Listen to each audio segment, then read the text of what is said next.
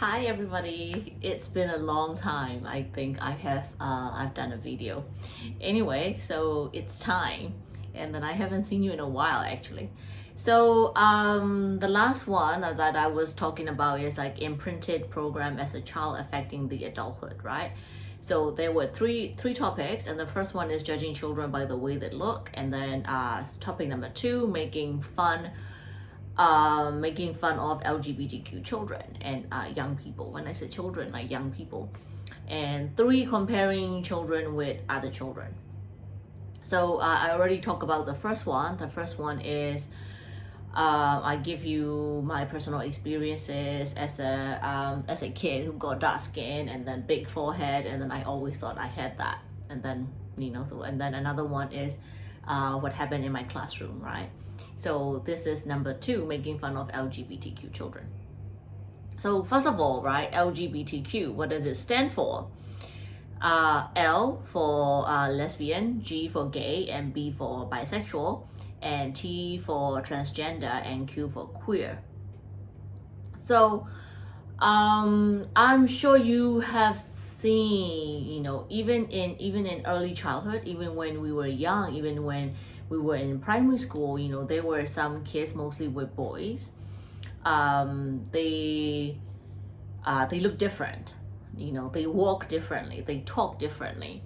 So by that, and if you think carefully, if it is not you, you can think of someone who has those behaviors, and then who get make fun of because the way they talk. They don't talk the same way. Or if a boy is playing with dolls, then so that kid is a sissy, like a girl, because dolls are girls' dolls. Boys are not supposed to play with them. Boys are only supposed to play with guns and toy soldiers and robots. Boys are not supposed to play with girl dolls. And the same thing, if that's a girl, you are not supposed to play with guns and toys, toy soldiers, right? And then girls are supposed to play with dolls and like cooking. And okay, so that I'm getting a bit sidetracked. I will talk to you about that later. Right. So first, I want to share my childhood memory, and which happened for real. So I was in my fourth standard. I was only 9 years. In my class, there was a gay kid. He's obviously gay. I don't know where he is right now. I really, like, my heart goes out to him, and I still think of him from time to time. So he's obviously different. He doesn't play football with the boys, and then he talks differently. He walks differently. So he's different. So I remember the class teacher made him walk in front of the whole class. So the way he walks is a bit different, not like a straight boy would walk, because he's a gay kid. And then we have in Burmese, that's a pretty rude term for gay people, right? So he was called that all the time, and he was teased all the time. So the class teacher made him walk in front of the whole class, and the whole class laughed, including me. I'm sure I did too. But then, that memory is etched in my brain, and I can't, for teachers, we are supposed to protect, right? We are supposed to protect the children like our own. We are not supposed to put them out in front of everybody and then make fun of them. I can't really blame, it was the teacher's fault, because, that's all she knew. Maybe she didn't mean it, but it was what happened. And then I bet he was bullied a lot. And then I think he left school in a couple of years. I don't know where he is right now.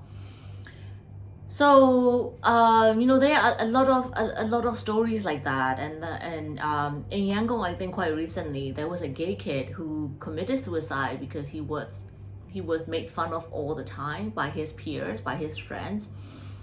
And then I'm sure the teachers didn't protect them. All these queer, gay children, students. So my main message for you is that yeah, they might look differently, they might walk differently, they might talk differently, but don't forget they are still human beings, right? They are still human beings like you and I, and then they want the same things. They want to be loved, they want to be accepted, and they want to feel safe. And as teachers, you need to make them feel that way. You know, they need to be seen, and you have to protect. We have to protect them. If we don't, who will, right? And then these are our young people, and really, it is something that happened years and years ago. I was only 9, and I still remember that, you know, as if it was yesterday. So that's how it affected me. And then I knew it wasn't right. I knew it wasn't, you know, it shouldn't be that way. But then as a kid, I didn't know what that was. You know, I'm sure I laugh at him together with the entire class. But now really, like, my heart goes out to him and all the other, you know, queer children. So that's one thing that is really good about Thailand. And then Thailand is very tolerant of LGBTQ people. And I have known so many people who are like, oh, like, what are you? Are you a man? Are you a woman? Like, why does it matter? If they were born a man, but then they want to wear a woman's dress, like, why does it affect you? Why do you care? Right? As long as they are good human beings, as long as they are not stealing, as long as they are not hurting other people, as long as they are good human beings who are helpful, who are kind, and who are kind to animals and who are kind to people, I think that's what we are aiming at, right?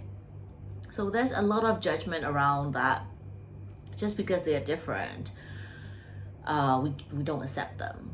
So please, my main message for you, well, you know, if you cannot accept it right now, but just think about it. You know, just think about what I said. They are all human, just like you and I, and then they want the same things. You know, doesn't matter, you know, man, women, or a man, or lesbian or gay, or they want the same things. Yeah, please think about it. All right, if you find this helpful, useful, you know, please, the usual things like share, love, tag, comment, and please let me know your thoughts as well. Yeah, and if you cannot accept what I told you right now, that's okay. You know, it's okay. But please think about it. All right, bye everybody.